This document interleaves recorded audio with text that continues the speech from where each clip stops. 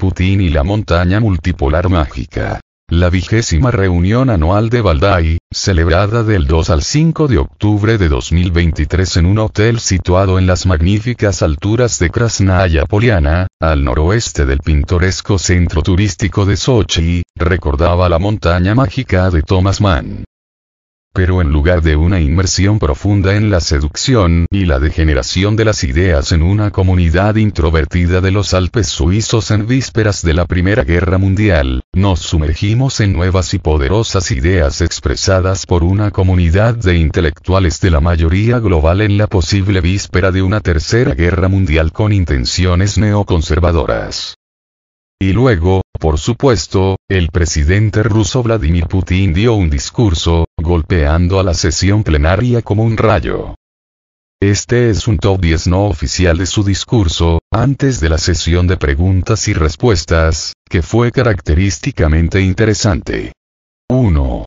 Incluso sugerí la entrada de Rusia en la OTAN.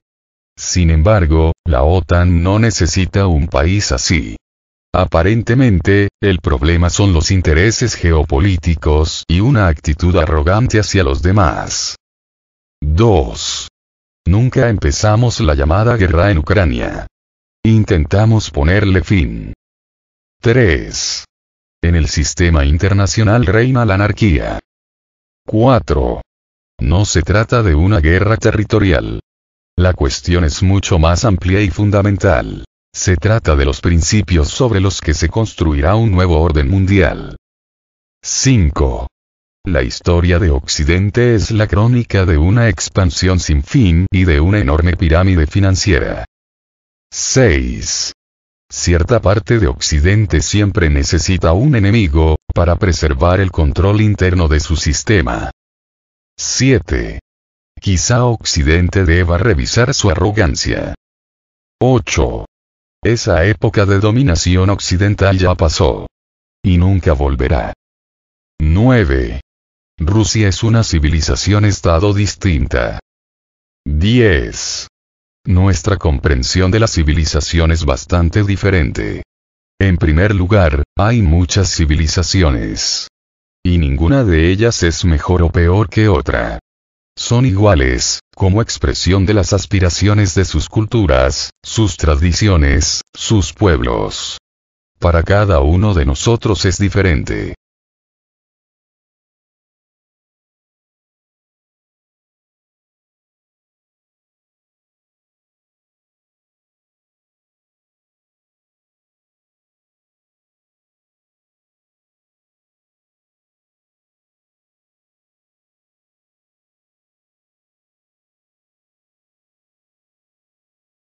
En el camino hacia la multipolaridad asincrónica. El tema de Valdai 2023 fue, muy apropiadamente, multipolaridad justa.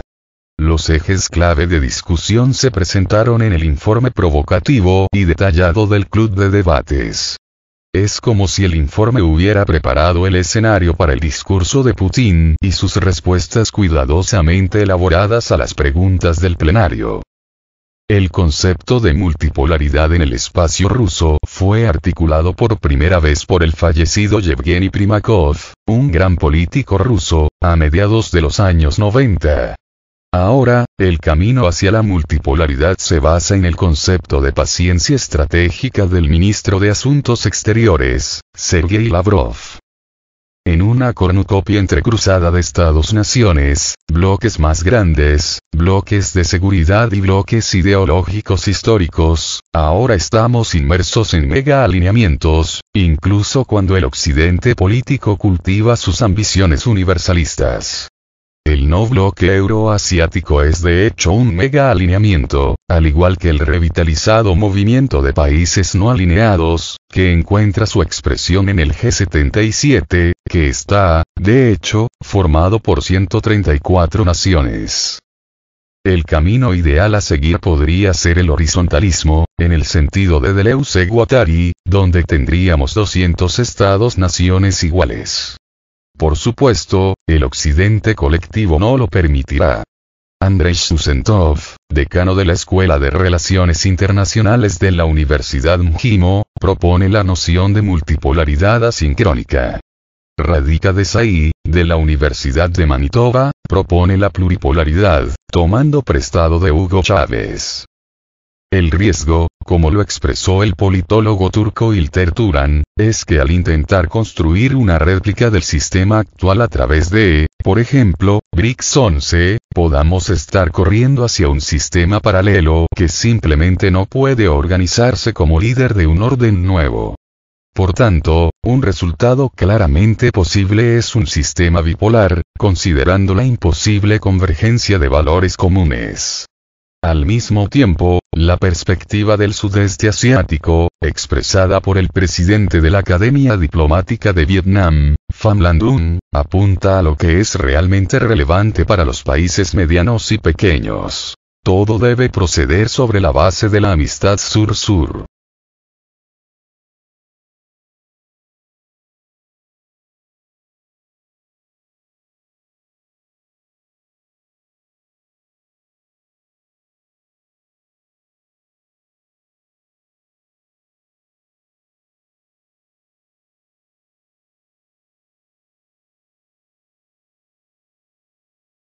El Banco BRICS. Es complicado. En uno de los paneles claves sobre los BRICS como prototipo de una nueva arquitectura internacional, la estrella del espectáculo fue el economista brasileño Paulo Nogueira Batista Jr., quien aprovechó su vasta experiencia anterior en el Fondo Monetario Internacional, FMI, y como vicepresidente del nuevo Banco de Desarrollo, NBD, el Banco del BRICS, para una presentación realista. El problema clave del NBD es cómo mantener la unidad mientras navega por la política de poder y alcanza las próximas etapas de desdolarización. Batista destacó cómo una nueva arquitectura financiera internacional puede implicar una futura moneda común. Subrayó el éxito de implementación de dos experimentos prácticos. Un fondo monetario BRICS, llamado Acuerdo Contingente de Reservas, ACR, y un Banco Multilateral de Desarrollo, el NBD. Sin embargo, el progreso ha sido lento. El Fondo Monetario ha sido congelado por los 5 bancos centrales y debe ampliarse. Los vínculos con el FMI deben romperse, pero eso provoca una feroz resistencia por parte de los 5 bancos centrales de los miembros del BRICS, que pronto constituirán 11 países. Darle un giro al nuevo Banco de Desarrollo será una tarea de Sísifo. La concesión de los préstamos y la ejecución del proyecto han sido lentos. El dólar estadounidense es la unidad de cuenta del banco, lo que en sí mismo es contraproducente. El NBD está lejos de ser un banco global. Hasta ahora solo se han adherido 3 países. La actual presidenta del NBD, Dilma Rousseff, tiene solo 2 años para cambiar la situación. Batista señaló cómo la idea de la moneda común surgió por primera vez de Rusia y fue adoptada instantáneamente por Lula cuando era presidente de Brasil en la década de 2000. El concepto R5, las monedas de los 5 miembros actuales del BRICS comienzan con una R, puede perdurar. Pero ahora habrá que ampliarlo a R11.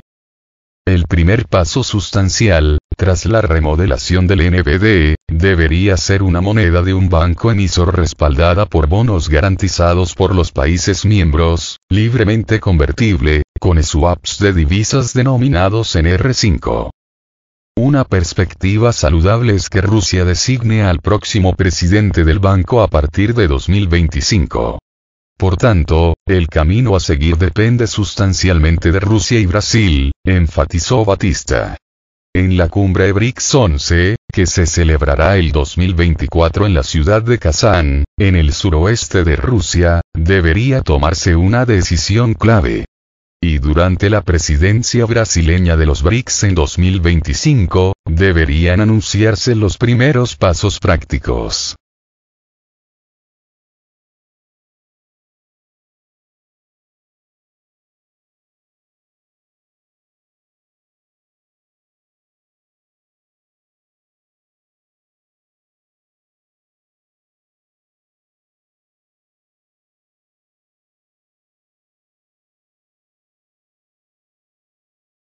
Buscando una nueva universalidad.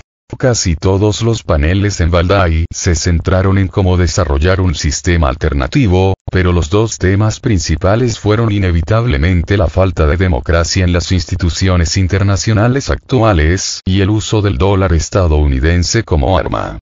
Batista observó correctamente cómo los propios Estados Unidos son el principal enemigo del dólar cuando lo utiliza como arma. En la sesión de preguntas y respuestas, Putin abordó la cuestión clave de los corredores económicos. Desmintió que la iniciativa de la Franja y la Ruta y la Unión Económica Euroasiática podrían tener intereses diferentes. No es cierto. Son armoniosos y se complementan.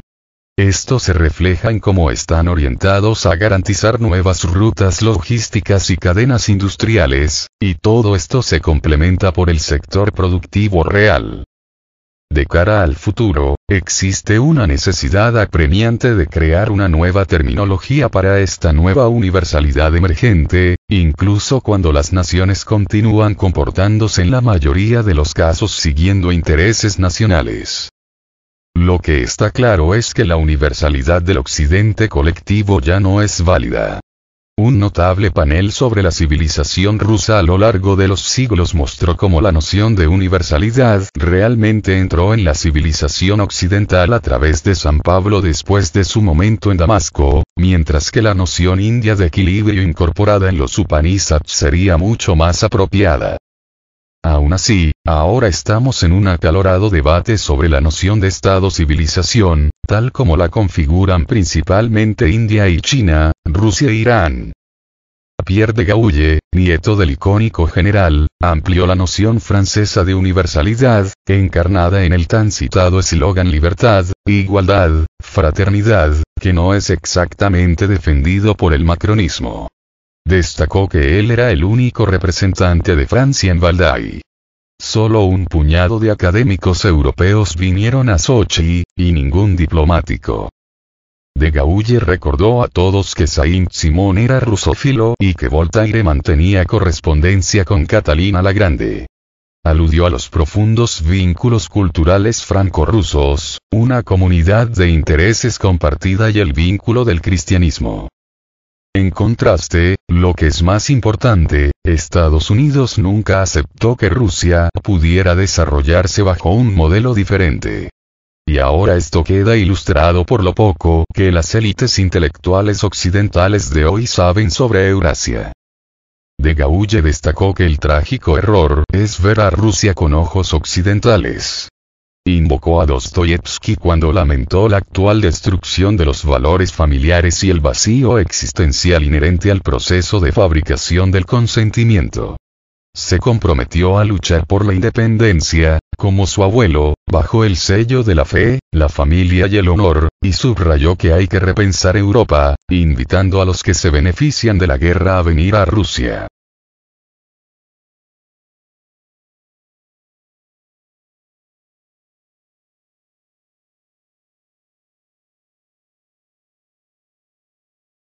Cima de la colina. Catedral o fortaleza.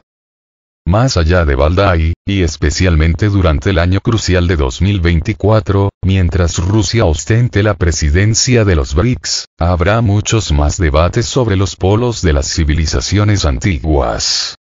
Una amplia coalición de estados que apoyan la multipolaridad en realidad no apoya el concepto de civilización. En cambio, apoyan la noción de soberanía popular.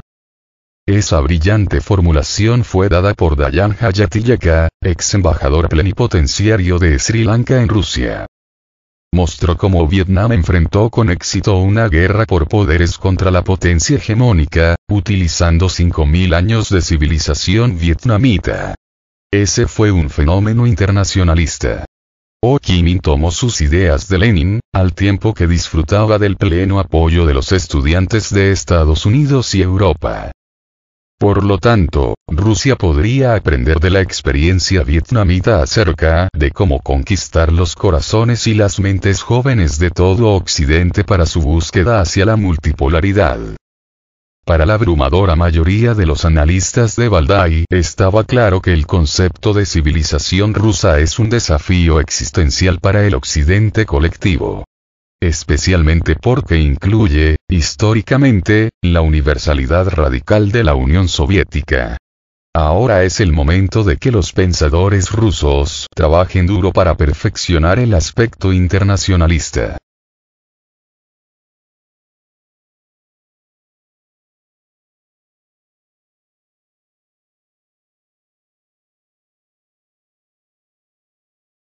A Alexander Prokhanov se le ocurrió otra formulación sorprendente.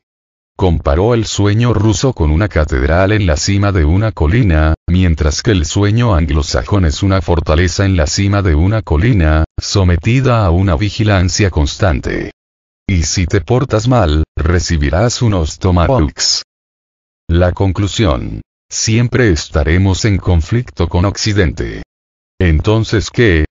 Como hablé extraoficialmente con el gran maestro Sergei Karaganov, uno de los fundadores de Valdai, el futuro está en el este.